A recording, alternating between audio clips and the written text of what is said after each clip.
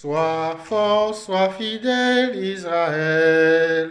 Dieu te mène au désert. C'est lui comme un bras souverain. Ouvrit dans la mer un chemin sous tes pas.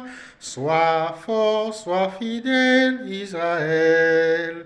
Dieu te mène au désert.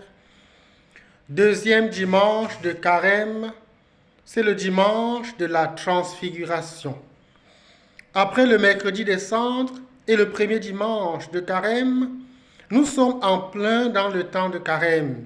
Et ce dimanche, l'Évangile nous invite à suivre Jésus. Jésus va à l'écart avec ses apôtres, avec ses disciples, et cette fois-ci, il les conduit sur la montagne de la transfiguration.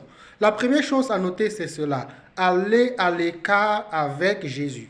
Le temps de Carême, c'est donc suivre Jésus sur ce chemin qui le mène pas seulement à Jérusalem, mais qui le mène surtout à l'écart, dans le désert, sur la montagne. La montagne a donc ici une valeur symbolique. Il s'agit de s'élever. S'élever physiquement, mais s'élever aussi spirituellement, jusqu'à aller à la rencontre intime avec le Seigneur. C'est cela le premier message de ce dimanche. Le deuxième message, c'est que le temps de Carême nous permet de mettre en relation avec Dieu. La parole de Dieu, l'Ancien et le Nouveau Testament, qui trouvent leur accomplissement en Jésus-Christ. Voilà pourquoi sur la montagne de la transfiguration, nous avons les deux personnages, Élie et Moïse, la loi et les prophètes, qui trouvent leur accomplissement en Jésus-Christ, et la voix du Père qui depuis le ciel dit aux apôtres, comme à nous encore aujourd'hui, celui-ci est mon Fils bien-aimé, écoutez-le.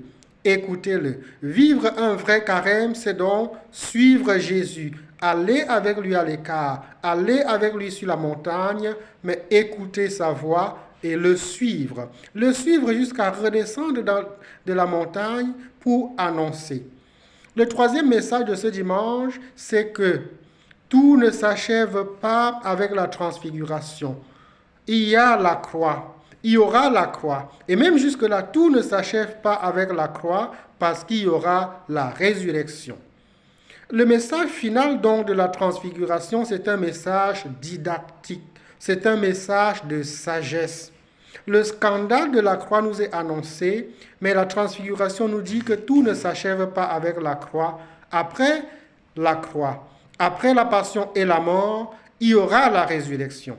Nous sommes donc déjà prémunis, nous sommes donc déjà renseignés et nous pouvons avoir le courage de continuer notre carême en sachant que les difficultés ne seront pas le dernier mot, la mort ne sera pas le dernier mot, la souffrance ne sera pas le dernier mot, il y aura la résurrection. Cela vaut très bien pour Jésus et c'est ce qu'il a vécu. Cela vaut pour chacun de nous. Notre vie ne s'arrête pas avec les souffrances. Notre vie ne s'arrête pas avec la mort. Il y a la résurrection. Y croire, c'est cela, aller vers la Pâque, vers le passage. Bon carême une fois de plus et que Dieu Tout-Puissant nous bénisse, le Père, le Fils et le Saint-Esprit. Amen. Bon dimanche.